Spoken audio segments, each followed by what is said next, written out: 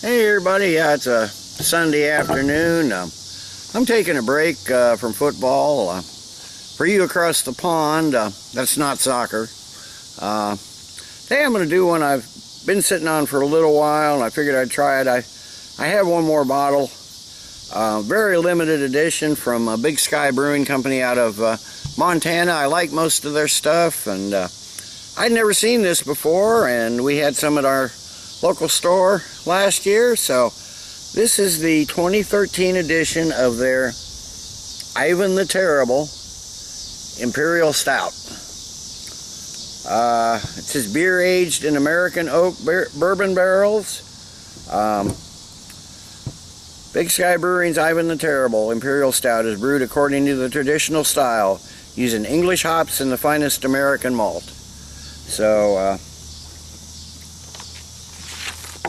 that's partly what's on the website too. It said its aroma and flavor balance well between esters of dried fruit and roasted cocoa with a slight bourbon presence. The 2013 edition, 13.8%, a 750 ml bottle, 39 IBUs. Apparently prior to that it was 12.2, and they don't brew it every year. They didn't brew it in 2011. Prior to that it was 10.8, so it's gone up every year. So it's 13.8, the 2013 edition. Green bottle. That's kind of unfortunate, but it being a stout, Imperial Stout, shouldn't be harmed too much. Not like a Heineken or something like that for sure. So let's get this cork out of here. Maybe. Yeah, it's coming. Slowly but surely. I sure hate to break corks and have cork floating around in the bottle. Big pop, nice smoke. Still a little smoke coming out of there. Needless to say, 13.8% in a 750 ml bottle. I'm definitely not going to drink all of this here.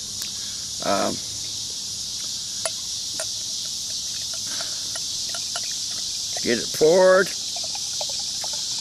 13.8, I can probably be pretty aggressive. That's probably all I'm going to have right now. I'll seal the bottle up, and I stuck the bottle in the fridge for maybe an hour, well, actually the freezer for maybe an hour or so, but it was at room temperature, which right now is about 65 degrees in my house, which is ideal. We had about a finger of a nice brown head, and already it's dissipated a lot of big bubbles in there. I don't know if you can see that, but there's a lot of big bubbles. That head dissipated almost immediately. I didn't think I'd get much of a head at 13.8%. Got a dark brown body, poured brown, black in the glass. I'm not seeing a bit of light coming through it at all, so I can't tell what kind of carbonation it's got. But nice looking Imperial Stout, that's for sure. Let's get a nose on it. Okay, I'm getting some really heavily roasted dark malts.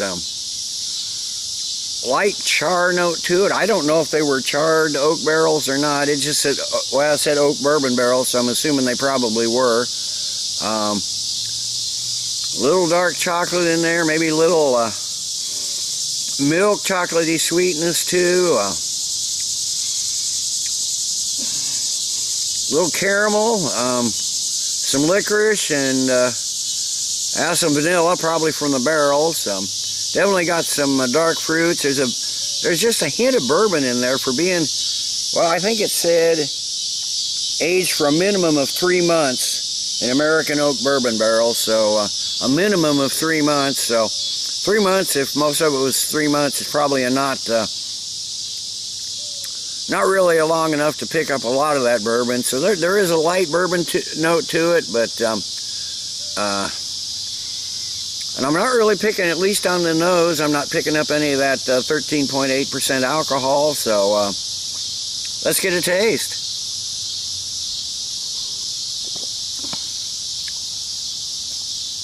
Wow, it starts off really sweet. Definitely get those raisin notes in there, maybe a bit of fig, but mostly raisin. There's some bready notes, some mild caramel.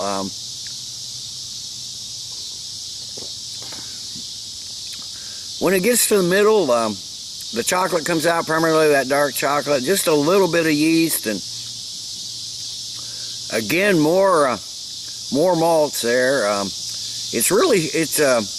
It's a sweet Imperial Stout for sure, not a lot of bitterness to it. But 39 IBUs isn't a ton.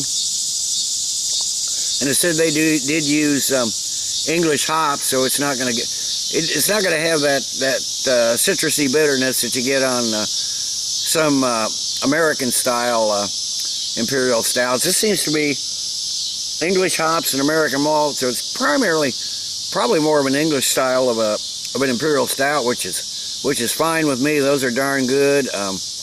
Getting just a little more of the bourbon on the taste than I got on the nose. Really nice molasses notes in there, and some vanilla. I'm not getting a lot of oak or any of that char note that I noticed on the nose. The only thing you notice on the alcohol is probably it's probably kind of drying to the mouth. I think that's probably a result of the 13.8, that high alcohol, but but you don't really taste it. Actually, and it's mostly drying on the finish. There's, like I said, light bourbon, vanilla, dark fruits, primarily raisins, maybe a little fig.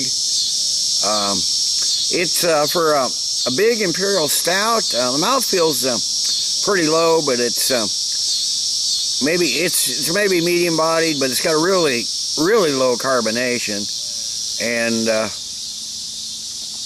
but I'm not sure exactly when this was bottled. I didn't really look for a date, but I know I got it last year sometime, so the 2013 edition. So let me sit. I will cap this bottle up and sip on this a while, and I'll come back in a while with the final thoughts and grade. Okay, I'm back. It's been half hour, 45 minutes or so. It's sort of warmish today. It's in the 70s, and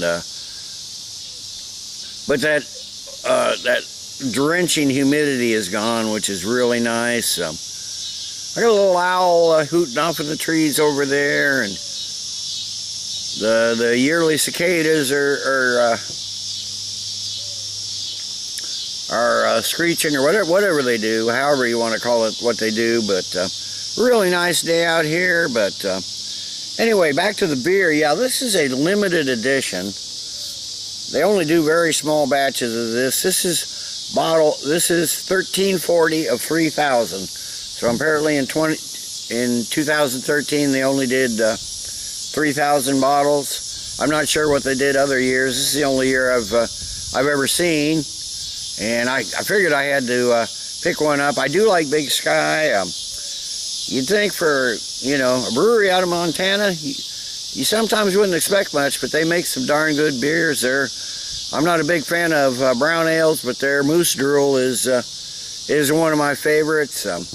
But yeah, for a brew that's nearly 14%, this is one of the easiest drinking big beers I've ever had. Russian Imperial Stouts. It's smooth. It's nice. Just got a bit of bitterness, but mostly dryness on the end. So it's a sweet beer, but a lot of stouts are. But yeah, as it's warmed up, I noticed the bourbon has come out a bit more. I think this may be a good candidate for some more aging. So I do have another bottle that I might let sit back for another year, maybe two, and try it again. But damn good beer, damn good Imperial Stout. Like I said, easy drinking. You don't that 13.8% alcohol you don't get at all. so it could be really, really dangerous. And I've got to give the Big Sky Brewing Company, got to give them kudos. Nice job, even though it's a green bottle. And I'm going to give this a good solid 9.5 out of 10. I think with maybe another year or so of aging on it. You know, I didn't look for the date, but I don't see any kind of date on the bottle anywhere, but I can probably find out on the website. But at least with a year of aging, it's pretty damn good. So 9.5 out of 10 for the Big Sky Brewing's Ivan the Terrible Imperial Stout. I hope they make another one this year. I'd like to try this year's edition, but apparently every year is somewhat different. So till next time, everybody, cheers. Let's keep drinking good beers.